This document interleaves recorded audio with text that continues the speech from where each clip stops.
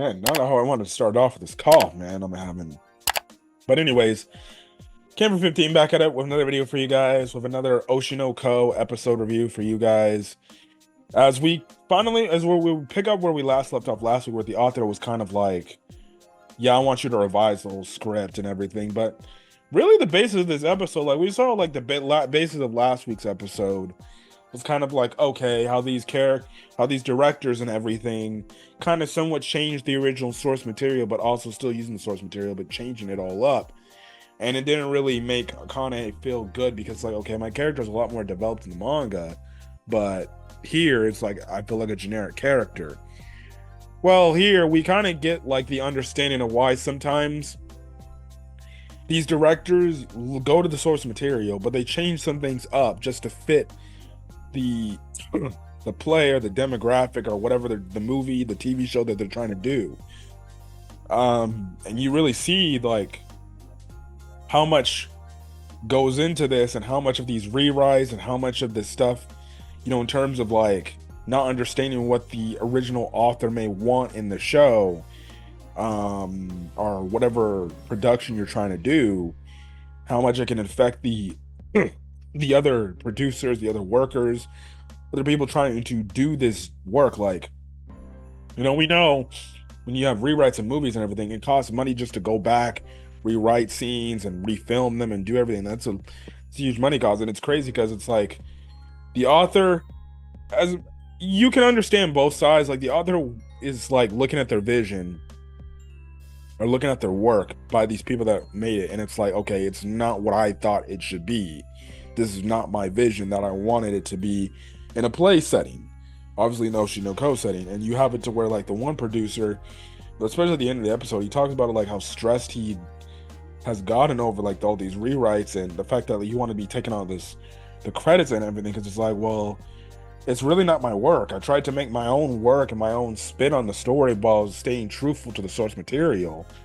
But it's like with the author just coming in here and changing up everything, it's like it feels like I didn't really do much of anything. It feels like I'm just another guy. And I think he made the mention of the fact, like, you know, in terms of talking about like the careers, he's like, well, you know, if you get praised for your work, it's because like, oh, you followed what the original did and people will expect you to do other great things. But it's like, and this is very true, especially in the movie world today. It's like, well, if you put on a failure, well, it's like you're kind of ostracized essentially, and people will call you a bad director or something, and they won't give you props and everything because maybe you just made something that just wasn't appealing to somebody, and you'll just get hate over it. And that is some real shit, because trust and believe, there's movies out there where you'll have a minority of people that actually like the film, but you'll have an overcry of people that may hate it and may not like it and trash and say it's the worst movie ever or one of the worst movies ever.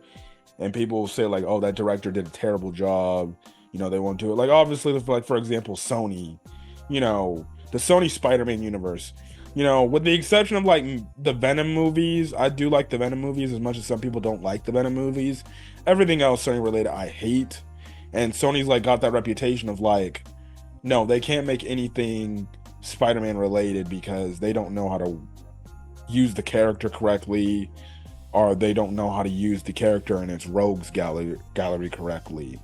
But you just kind of see how like this director, essentially the author essentially took over the entire like stuff, even though that's like they like, whoa, we only got 20 days left, and you know, if we change everything up, like these actors here are gonna have to learn new lines and prepare differently, and that's gonna affect them, and it's also gonna affect us going back to rewrite the script and everything.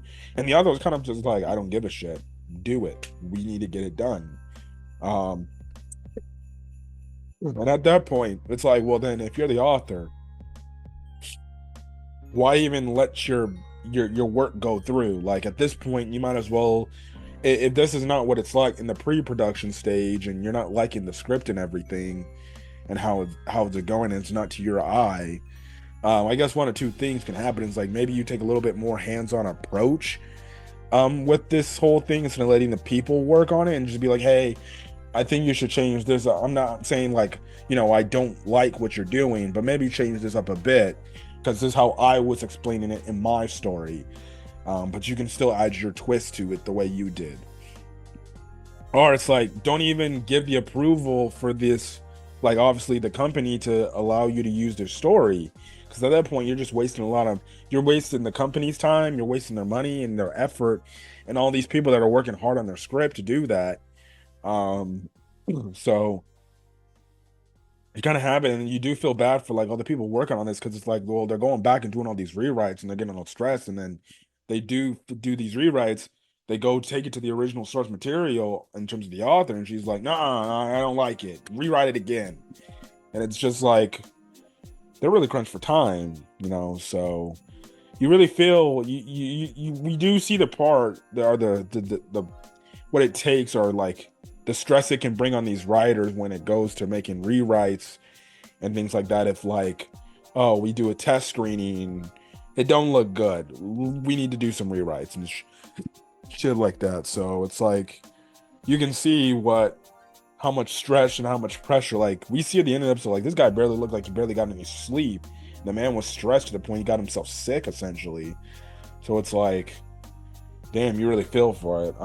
But it's crazy. You kind of get a little bit of a flashback to when when Aqua and the others are meeting the other actors and everything. You have your typical Kana moment to where she sees Akane and she knows like, oh, they're playing pretend boyfriend, pretend girlfriend, but she's still jealous because we know Kana likes Aqua, and she just doesn't like Akane, and the fact like, oh, you're just pretending to be his girlfriend, hoping to be his real girlfriend, because we know from season 1 she was never cool with that.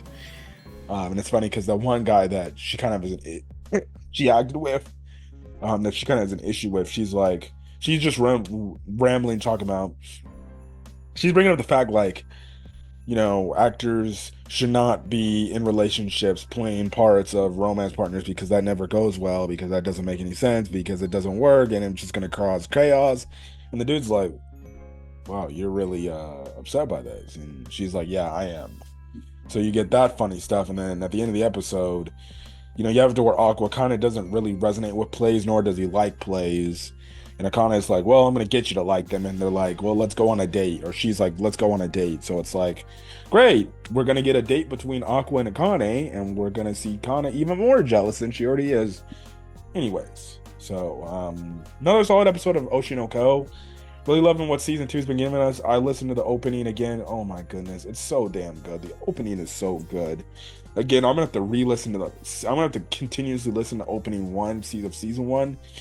And then even listen to more, but it's like, dude, the openings are like neck and neck for me. I don't know what's better or what's not. But anyways, that's basically all I gotta say. So if you guys like the video, leave a like. Put in the comment put in the comment section. Hopefully I feel better. I'm stopped coughing.